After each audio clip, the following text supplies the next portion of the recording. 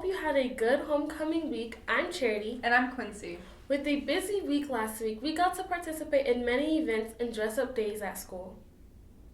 Let's take a look at the great recap we have for you.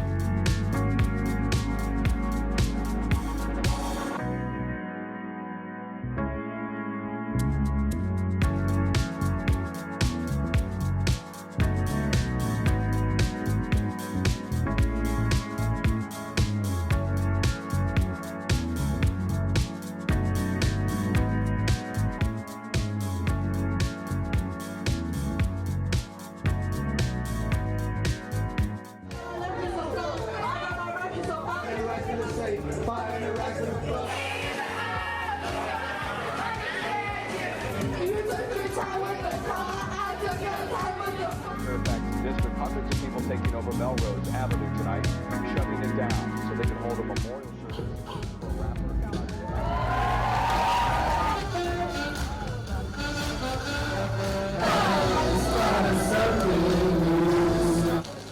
The first place winner is Barca!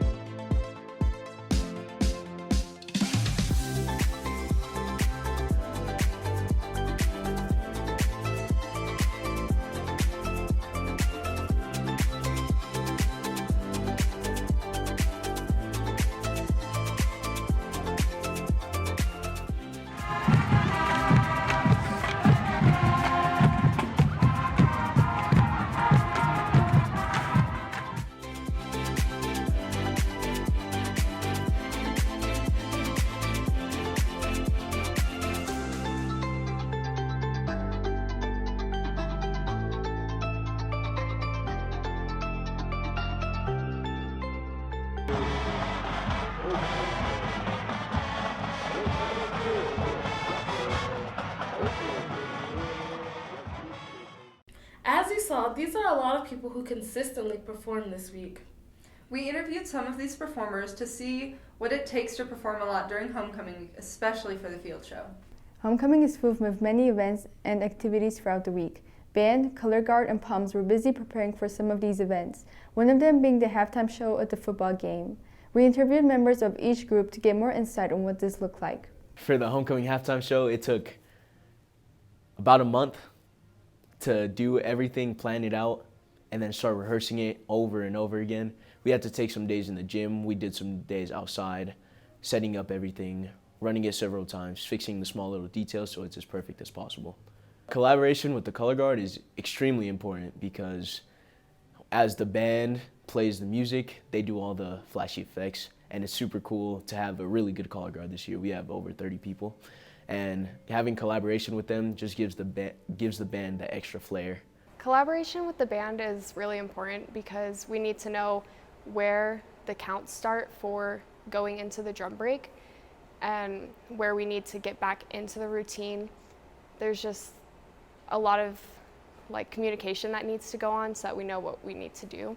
Homecoming week has been super busy because we have all sorts of different events and we're being pulled from class. I definitely feel more pressure for homecoming week, especially being the JV captain, because I have to make sure the girls are in order, and 2, I communicate with the varsity team and just make sure that everything is running smoothly. Approaching practicing for the field show was a little complicated since everyone has different parts. We had to split it up for different practices for people on the outside who had their own practices together, and then people in the middle had their own practice. I definitely run through the choreography pretty much every day when I wake up, when I go to bed, of course during practice, and I communicate with my team members to make sure that they feel comfortable and that they know the choreography and that they're showing their school spirit. We haven't done something like this in over 5 years, so no one in this school has really seen our marching band and color guard do anything like this, so it's just really cool. During our halftime show, I got down and ran around, did tricks, while my other drum major conducted them, and it was just overall conducting them and telling them what songs to play, giving them what they're supposed to do. Not everyone is doing the same thing for the field show. Everyone has different parts for color guard. Like Quincy, she's actually doing the highest toss out of everyone in color guard.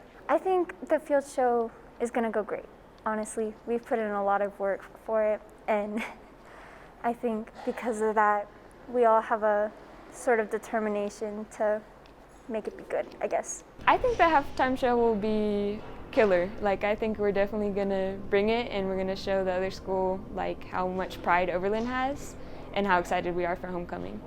All this hard work led to an amazing halftime show during Friday's game. This is Nelly signing off.